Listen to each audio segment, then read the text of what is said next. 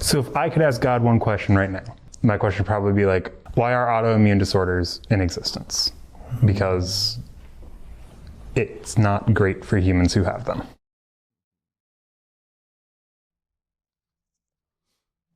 Hello everyone, welcome to another Life Group interview. My name is Daniel. I'm the Youth Outreach and Program Director for Woodlake and House of Prayer. And today I'm extremely excited to be joined by Tommy.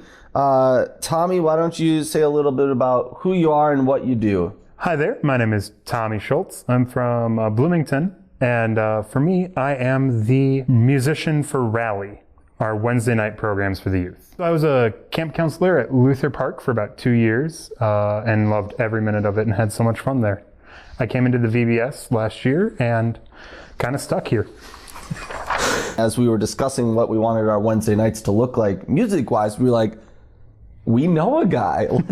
Let's reach out to Tommy and see if we can get him back. So thank you for joining us on Wednesday nights, and also thank you for being willing to do the interview. Diving into a little bit more get to know you questions, what type of sports or activities are you involved in or do you enjoy watching? For sports that I love to watch, I'm a huge hockey fan. You can probably tell by my hat. But other than that, activities, I was always involved in theater, choir, music in general. Love playing music and performing. Instruments? I play a multitude of different instruments, mainly my guitar and bass. But throughout high school, I played trombone and euphonium and percussion as well. Fun. A typical day in my life right now is pretty much helping my aunt who is disabled, and on Wednesday nights helping here at Rally. Next year I'm hoping to go to college to study biology and hopefully eventually become a zookeeper. Congratulations, that's a big step. If you had $1 million, what would you do with it? Pay for college is a simple answer. Probably buy a cheap car to get to college. And yeah. That might be it. That would probably be it. Who is your favorite relative and why do you like them so much? So for me, my favorite relative is probably my grandpa. He taught me a whole bunch in life, and he's just an awesome dude, laid back, and you just go work in the shop with him and just build things and take care of time. Nice. I'm trying to remember, you have a sister. I have 2 sisters. 2 sisters. So I'm also going to make you pick. Oh no. If you could give either of your sister one gift, any gift at all, what would you give them?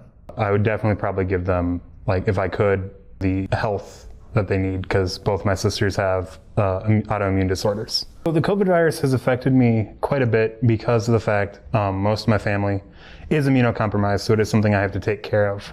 My dad has had cancer, both my sisters are immunocompromised, and my aunt is a double organ transplant. So that's things that I have to watch out for and make sure I'm being safe and taking care of them, because it's not just me, it's my family. If you could ask God one question right now, what would it be? So if I could ask God one question right now, and expect a response that I could understand, my question would probably be like, why are autoimmune disorders in existence? Because it's not great for humans who have them. I really, really liked your response that I actually can understand, because God has a weird way of communicating. So you were very specific there, and I appreciated it. The coolest Bible story I think for me recently was when they had a sick man that they wanted to get to Jesus to heal them, and Jesus was in a building, so they took the roof off of the building to lower the sick person through the roof, which roofs hold buildings together. That's just kind of impressive. Says a lot about their compassion for their friend, I guess. Yes. Yeah. To me, Jesus is loving, compassionate, and someone to lean on when you have the worst of times. Having seen it in my life and dealt with it personally, there are many times that you could lean on Jesus and have belief and faith and help it get through most of your times. The most important thing I've learned from the Bible is generally forgiveness. It goes a long way in your life to be able to forgive someone and not hold the grudge. whether it be personal relationships, professional relationships, and work. If you can take a step back and forgive someone for what they've done or what you perceive that they've done, it helps you understand that they're in a different place that you are at that moment, and helps you with a lot of relationships in life.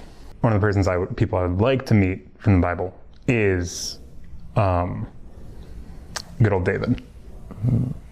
Because I just have a lot of questions on stuff that was written and things like that. So you would want to meet older David? Older David. Okay. After he's lived his life and made all of his choices? Yes. Okay.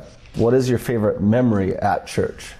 So it's not exactly at church, but it is church related. For me, my favorite memory is when I was going through on a youth trip up to Luther Park with Normandale Lutheran Church for a day. And I just remember having this moment where our youth pastor said, and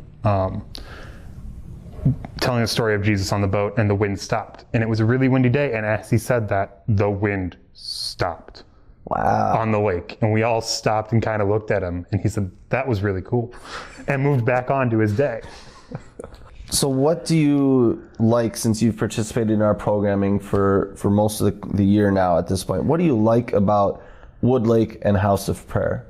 I love that the churches are joined together with the youth programming, and it's both sides working together. It's not just, well, this is a youth program and this is a youth program. We say they're together, but it's not actually coming together. With the youth program so far, it's nice to see that both groups are intermingling and having fun with each other. Have you ever felt the Trinity's presence in programming or in church? I would say yes. There are times when you can just feel your time at church, and you can feel when you're in a service that, for me, it was always a deep sense of calm. I always associated that with the presence of Christ. As a kid, the games and interacting with my friends is always what made me excited to come to church. But now, as I've grown up a bit and am more an adult, just being able to worship for me is what is a draw for me to come to church. Any final thoughts you want to share for us? Not really. It's been a great time so far for me being a musician here at Rally, and I've loved every minute of it. Again, thank you so much for sitting down and doing the interview with us. And for everyone else in our life groups, thank you so much for participating this Lenten season with us, as we have heard from different perspectives and from different people, and then in your own discussions and in your own groups. I hope it was very meaningful for you as much as it was for me to interview you. So thank you, and thank you.